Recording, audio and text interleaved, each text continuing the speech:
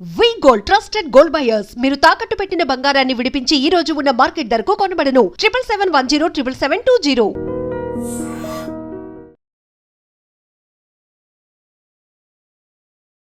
Welcome to iDream media. So జనరల్గా మనం నిద్ర లేస్తానే ఉదయాన్నే కొన్ని రకాల సిమ్టమ్స్ కనిపిస్తూ ఉంటాయి. అంటే కళ్ళు ఉబ్బులుగా, కాళ్ళు ఉబ్బులుగా, సో లో ఎనర్జీగా, సో ఇలాంటివి. ఇవన్నీ ఏంటి? ఇవన్నీ సీరియస్ సిమ్టమ్స్ ఏనా? డాక్టర్ దగ్గరికి వెళ్ళాల్సిన అవసరం ఉంటుందా? పూర్తి వివరాలు తెలుసుకుందాం.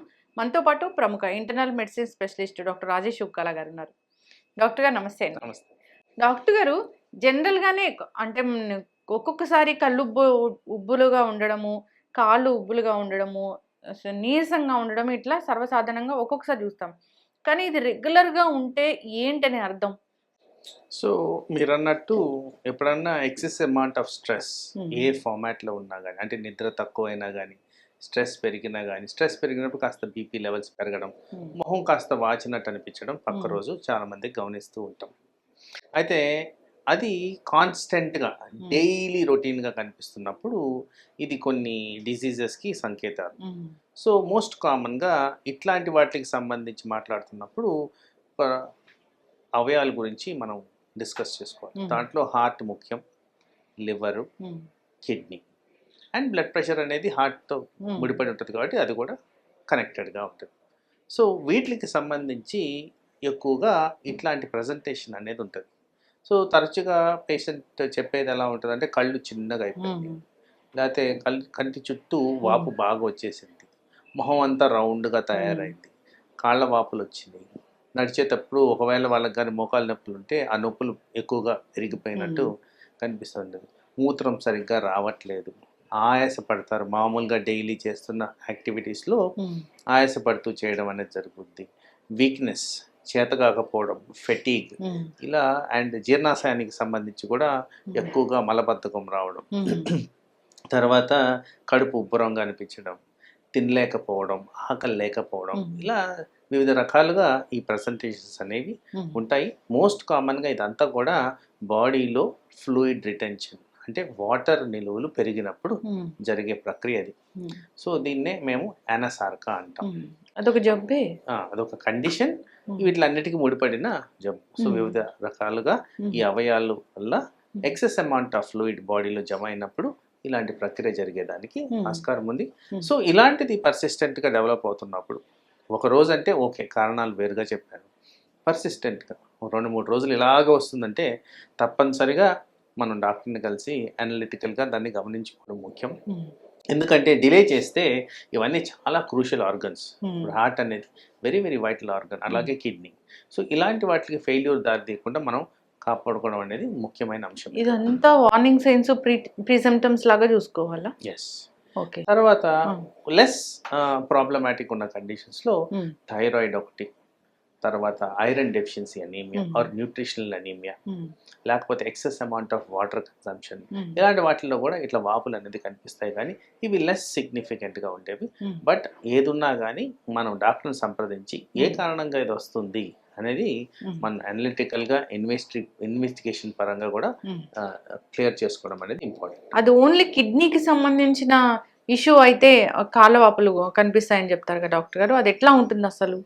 సో ఓన్లీ కిడ్నీకి సంబంధించింది అంటూ ఏముండదు. ఈ అవయాల్లో ఏదైనా, బికాస్ ఈ అవయాలు అన్నీ కనెక్టెడ్ సర్క్యులేషన్లో.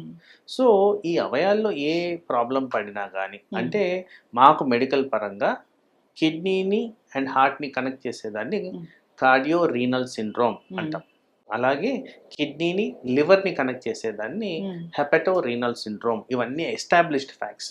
అంటే కామన్ మ్యాన్కి తెలియకపోవచ్చు, సైన్స్ ప్రకారం ఇట్లన్నిటికీ ఎస్టాబ్లిష్మెంట్ ఉంది. ఈ సర్క్యులేషన్ అంతా కనెక్టెడ్ ఉంటుంది. ఈ కారణంగా వచ్చింది అనేది ప్రత్యేకంగా దానికి సంబంధించిన పరీక్షలు చేస్తే కానీ మనకి డిసిషన్ అనేది తీసుకోలేము. సో వాస్తవానికి ఏ పేషెంట్కైనా సమస్య వచ్చినప్పుడు అది కిడ్నీయా హార్టా అనేది ఫస్ట్ నిర్ధారణ అనేది చేయాలి. దానికి డాక్టర్ని సంప్రదించడం అనేది ముఖ్యం. డాక్టర్ గారు, ఈ మధ్య వింటున్నాం ఏంటంటే కిడ్నీ బీపీ హార్ట్ బీపీ అట్లా ఉంటుందా? అట్లా ఏం ఉండదు. నేను అన్నట్టు ఈ సర్క్యులేషన్ మొత్తం కనెక్టెడ్, హార్ట్కి కిడ్నీకి. కనెక్షన్ ఉన్న కొన్ని హార్మోన్స్ ద్వారా ఈ బ్లడ్ ప్రెషర్ అనేది రెగ్యులేట్ అవుద్ది. సో కొన్ని ఎంజైమ్స్ మనకి కిడ్నీ దగ్గర ఉత్పత్తి అవుతాయి, కొంత బ్లడ్ ప్రెషర్ అనేది హార్ట్ దగ్గర ఉత్పత్తి అవుద్ది. వీటిలన్నిటిని రెగ్యులేట్ చేసే విధంగా బ్రెయిన్ ఫంక్షనాలిటీ మెయింటైన్ చేస్తుంది. సో వీటిలన్నిటి మీద మనం బ్యాలెన్స్డ్గా ఉంటేనే బ్లడ్ ప్రెషర్ అనేది అదుపులో ఉండే విధంగా పనిచేస్తుంది. కళ్ళు తిరుగుతున్నాయి పొద్దున్న నిద్ర లేస్తానే అంటే? కళ్ళు తిరుగుతున్నాయంటే అగైన్ దీనికి చాలా రకాలుగా మనం చెప్పుకోవచ్చు. వాస్తవానికి ఇప్పుడున్న పరిస్థితుల్లో ఎక్కువగా మానసిక రోగాలు, తర్వాత నిద్రలోపం, ఇవి రెండు చాలా ఫ్రీక్వెంట్గా కళ్ళు తిరిగేదానికి ఛాన్స్ ఉంది నిద్రలో ఏంగానే అంటే. తర్వాత రక్తహీనత, బ్లడ్ ప్రెషర్ వేరియేషన్స్లో లో కావచ్చు హై కావచ్చు, రెండిట్లో కళ్ళు తిరిగేదానికి ఛాన్స్ ఉంది. అలాగే లో షుగర్ వల్ల కళ్ళు తిరిగేదానికి ఛాన్స్ ఉంది. ఈ మధ్య కాలంలో కొత్తగా విటమిన్ లోపాలు చాలా ఫ్రీక్వెంట్గా వీటి కారణంగా కూడా కళ్ళు తిరగడం గమనిస్తాం. తర్వాత ప్రత్యేకంగా చెవుకు సంబంధించిన డిసీజెస్, వాటిలో కూడా ఈ వర్టిగో అంటుంటాం, ఆ కళ్ళు తిరిగే సమస్య, దాంతో ప్రజెంటేషన్ ఉండేదానికి ఆస్కారం ఉంది. తర్వాత ఎక్కువ శాతంలో ఈ మధ్యకాలంలో స్క్రీన్ టైం వల్ల కళ్ళు మీద భారం, బ్రెయిన్ మీద భారం, ఆ విధంగా కూడా కళ్ళు తిరిగే సమస్య తలెత్తేదానికి ఆస్కారం ఉంది. సో వివిధ రకాలుగా ఈ కళ్ళు తిరిగే సమస్య అనేది తయారవుతుంటుంది. సో ఇది దేనికి కనెక్టెడ్ అనేది నిర్ధారించడం అనేది ముఖ్యం. దాని విధంగా దాన్ని ట్రీట్ చేసుకోవడం కూడా ముఖ్యం. లో షుగర్ అంటే? Hypoglycaemia is low sugar. లో షుగర్ అంటే జనరల్గా యాక్సెప్టబుల్ లెవెల్ ఆఫ్ షుగరు 90+10 అంతే. సో 70 అండ్ బిలో వెళ్తున్నప్పుడు దీన్ని లో షుగర్ కింద కన్సిడర్ చేస్తారు.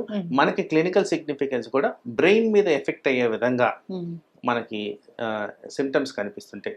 అంటే తరచుగా తలనొప్పో, తల తిరుగుతుందో, ఆలోచించలేకపోతున్నాము, నీరసం కనిపించడం, ఇవన్నీ కూడా న్యూరోగ్లైకోపీనియా అంటే బ్రెయిన్ మీద పడిన షుగర్ ఒత్తిడి, లో షుగర్ వల్ల వచ్చే ఒత్తిడి. దాన్ని కొద్దిగా సీరియస్గా తీసుకోవాలి. అది సరిగ్గా ట్రీట్ చేయని పక్షంలో అది కోమాకి స్లిప్ అయ్యేదానికి ఛాన్స్ ఉంది. బ్రెయిన్ ఎక్కువగా తీవ్రంగా ఎఫెక్ట్ అయ్యేదానికి కూడా ఛాన్స్ ఉంది. కాబట్టి దాన్ని ఎర్లీ డిటెక్షన్ అండ్ ప్రివెన్షన్ అనేది చాలా ఇంపార్టెంట్. ఎట్లా డిటెక్షన్? షుగర్ టెస్ట్ చేసుకోవడమే. ఒకటి ఏంటంటే ఫస్ట్ ఆఫ్ ఆల్ ఒక షుగర్ పేషెంట్ దగ్గర ఎప్పుడు కూడా గ్లూకోమీటర్ అనేది కంపల్సరీ పెట్టుకొని ఉండాలి.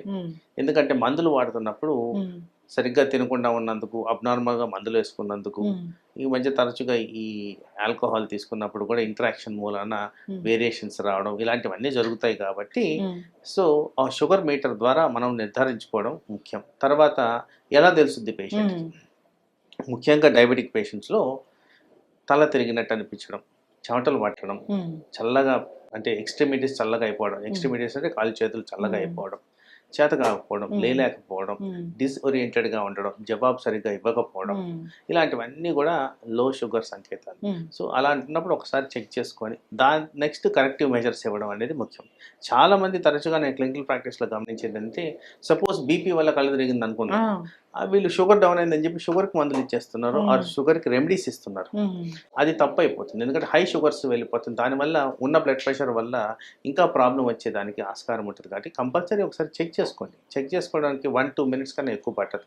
చేసుకున్న తర్వాత కరెక్టివ్ మెజర్స్ తీసుకోవడం అనేది ముఖ్యం. షుగర్ పేషెంట్స్లోనే లో షుగర్ చూస్తామా మనం? ఎక్కువ శాతం 99% శాతం షుగర్ పేషెంట్స్లోనే లో షుగర్ అనేది వస్తుంది. ఎందుకంటే బాడీలో షుగర్ నిలువలు అధికంగా లివర్లో ఉంటాయి. అట్లీస్ట్ 3 to 4 days మనకి రికవర్ అయ్యే విధంగా ఉంటాయి. కాబట్టి అంత త్వరగా నార్మల్ పర్సన్లో షుగర్ డౌన్ అయ్యే విధంగా కనపడదు. కాబట్టి unless there is a mechanism, medicines ద్వారానే ఎక్కువ శాతంలో ఈ షుగర్ డౌన్ అయ్యేదానికి ఆస్కారం ఉంది. ఇట్లాంటి ఏ లక్షణాలు కనిపించినా, కళ్ళు తిరిగినట్లు, లో ఎనర్జీ, కాళ్ళు ఉబ్బులు, కళ్ళ చుట్టూ ఉబ్బులు, ముఖం ఉబ్బినట్లు, ఇలా ఏది అనిపించినా హోమ్ రెమెడీస్ ఇలాంటివి మనం చాట్ జీపీటీలో ఇలాంటి వాటిని అడగకుండా డాక్టర్ని సంప్రదిస్తే మంచిది. 100%. అండ్ ఫస్ట్ ఎయిడ్ పరంగా మనం ఇంట్లోనే షుగర్ చెక్ చేసుకోవడం, బ్లడ్ ప్రెషర్ చెక్ చేసుకోవడం తప్పనిసరిగా గమనించుకోవాలని కూడా చెప్తాను. ఎస్, చక్కటి ఇన్ఫర్మేషన్ డాక్టర్ గారు. అందరు ఫాలో అవ్వాలని కోరుకుందాం. ఇవన్నీ ప్రీ సిమ్టమ్స్, ముందుగానే చెప్తున్నాయి మనకేదో వస్తుంది అని అన్నప్పుడు అని మనకు తెలిపే సంకేతాలు. వీటిని డాక్టర్ దగ్గర మనం కరెక్ట్గా చెప్పినట్లయితే వాళ్ళకి ట్రీట్మెంట్ అనేది జరుగుతుంది. చక్కటి ఇన్ఫర్మేషన్ అండి, ఫాలో అవ్వాలని కోరుకుందాం. ధన్యవాదాలు. And for more videos, Please subscribe to iDream. Please subscribe to iDream. Please subscribe iDream. And please subscribe to iDream. For more videos, subscribe to iDream. please like, share and subscribe to the channel. Congratulations, iDream. Subscribe to iDream. Subscribe to iDream. So subscribe to iDream Media. iDream team అందరికి huge congratulations. Please subscribe iDream Media. Please subscribe to iDream. Subscribe iDream. Please subscribe to iDream. iDream అంటే నా కళల channel subscribe చేసుకున్న నోరు తిరుగుతలేదు, మీరైతే గంట గుర్తు కొట్టండి. For more such videos, please subscribe to iDream. Subscribe to iDream. Please subscribe to iDream. Please subscribe iDream Media. Please do subscribe to iDream. Please subscribe to iDream Media. For best entertainment and information, please subscribe iDream. And don't forget to subscribe to iDream.